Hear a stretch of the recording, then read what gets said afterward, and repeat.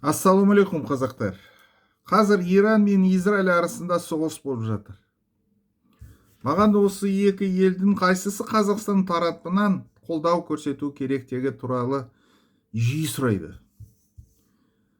Израильге келетін болсақ, Қазақстан қазір Израильге қарсы біз тұра алмаймыз. Еврейлер кеңес одағын іштен, ал батыс әлемі кеңес одағын сырттан тербеткенін біз ұмытпауымыз керек.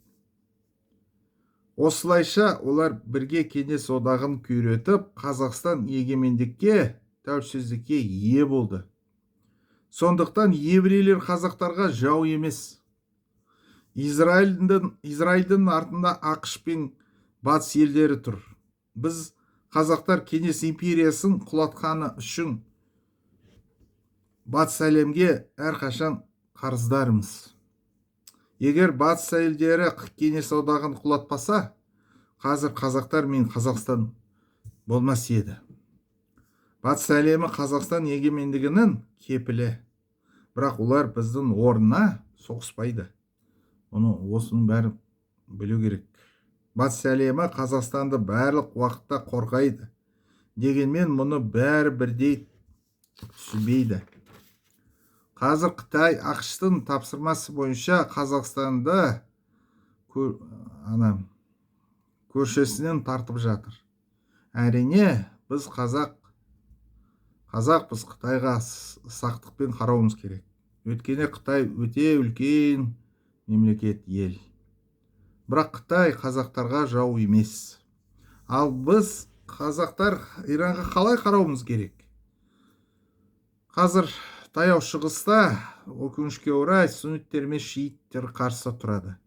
Біз сунниттік қазақпыз, біз сунниттерді қолдауға тиіспіз. Бірақ менің ойымша, сунниттерде, шииттерде барлық мұсылмандарымыз. Біз бөліспеуіміз керек.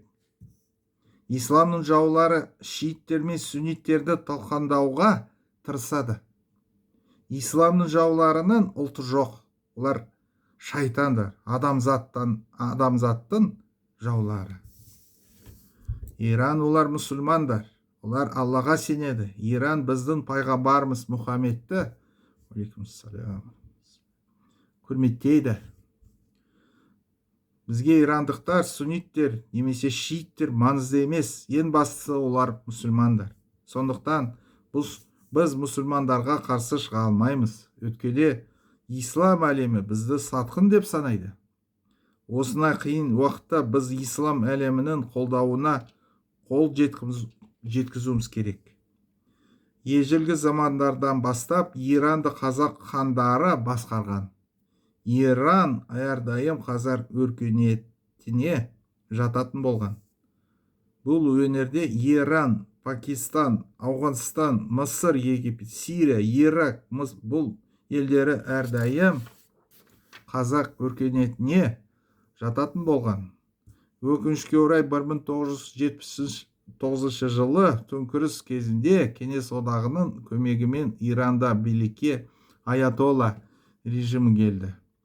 Бізге қазақтарға егер аятолла орнына Иран зайырлы ислам мемлекеті болса, мына Катар, Кувейт, Эмираттар сияқты елдер болса, бізге жақсы болар еді. Егер Иран аятолла режимі болмаса, онда бізге Орталық Азияға Иран қосылуға болады. Иран Қазақстанның Каспий арқылы көршісі. Біз көршімізбен достық қарым-қатынаста өмір сүруіміз керек. Мұнайды Европаға Иран арқылы тасымалдауға болады.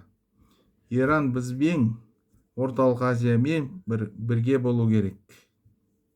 Сондықтан Израиль мен Иран арасындағы қақтығыс кезінде мен ойымша Қазақстан бейтарап болып қалуы тиіспіз.